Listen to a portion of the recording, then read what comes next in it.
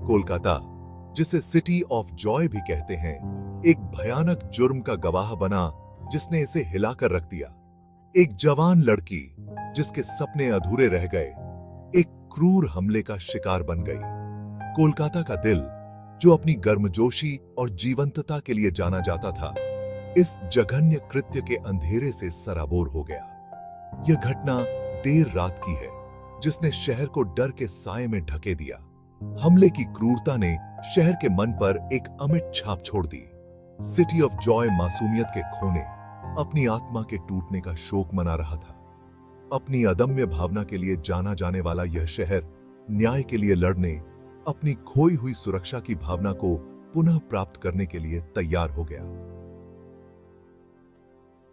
कोलकाता के RG Kar medical college अस्पताल में 14 और 15 अगस्त की दरमियानी रात एक भयानक घटना घटी। इस रात उपद्रवियों की एक बड़ी भीड़ ने अस्पताल में घुसकर तोड़फोड़ की, जिससे वहां काम कर रहे कर्मचारियों और मरीजों में भय का माहौल बन गया।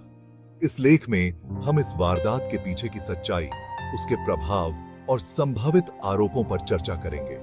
14 अगस्त की रात को, जब सभी लोग स्वतंत्रता दिवस की छुट्टियों में व्यस्त थे, तब कोलकाता के आरजीकर मेडिकल कॉलेज अस्पताल में आंदोलनकारी छात्र अपनी सहकर्मी के साथ हुए बलात्कार और हत्या के खिलाफ आवाज उठाने के लिए एकत्रित हुए थे।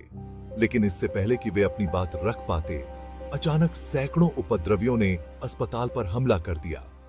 हमलावरों ने अस्पताल के विभिन्न हिस्सों में तोड़फोड़ की, जिसमें इमरजेंसी डिपार्टमेंट, मेडिकल स्टोर और पुलिस चौकी शामिल थे। इस हमले का उद्देश्य न केवल डर पैदा करना था, बल्कि आंदोलनकारियों के मंच और उनके प्रयासों को कुचल देना भी था। अस्पताल में हमलावरों द्वारा की गई तोड़फोड़ की स्थिति अत्यंत दयनीय थी। खिड़कियों, दरवाजों, फर्नीचर और यहां तक कि छत पर लगे फैंस तक को नुकसान पहुंचाया गया। इस हमले का एक प्रमुख हिस्सा पुलिस चौकी को भी नहीं बख्शा गया, जहां पुलिस की यूनिफॉर्म जलाई गई। हमलावरों ने अस्पताल के इमरजेंसी वार्ड में दाखिल होकर वहां भी बवाल मचाया। अस्पताल में तैनात पुलिस कर्मियों की सुरक्षा की स्थिति इतनी खराब थी कि उन्हें खुद अस्पताल के कर्मचारियों से मदद मांगनी पड़ी। कई पुलिस कर्मियों ने अपनी वर्दी तक उतार दी ताकि उनकी पहचान छुपाई जा सके। इस घटना के बाद सोशल मीडिया पर तेजी से चर्चा होने लगी।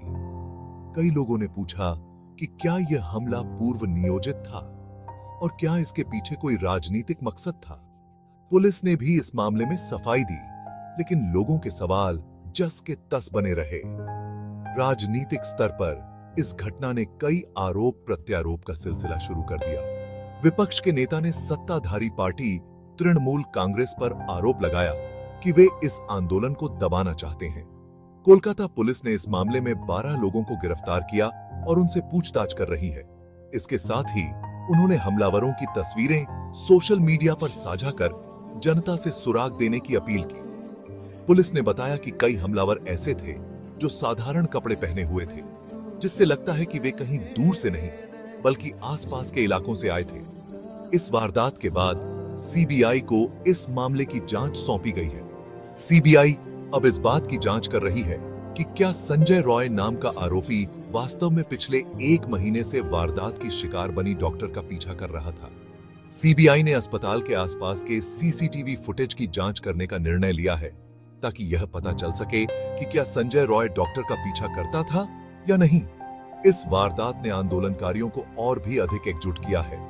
वे अब और अधिक संगठित होकर अपनी आवाज उठाने के लिए तैयार हैं। इस घटना ने समाज में एक नई चेतना को जन्म दिया है कि ऐसे हमलों के खिलाफ एकजुट होकर खड़ा होना जरूरी है। अस्पताल में हुई इस भयानक वारदात ने कई सवाल खड़े किए हैं, जिनका जवाब ढूंढना आवश्यक है।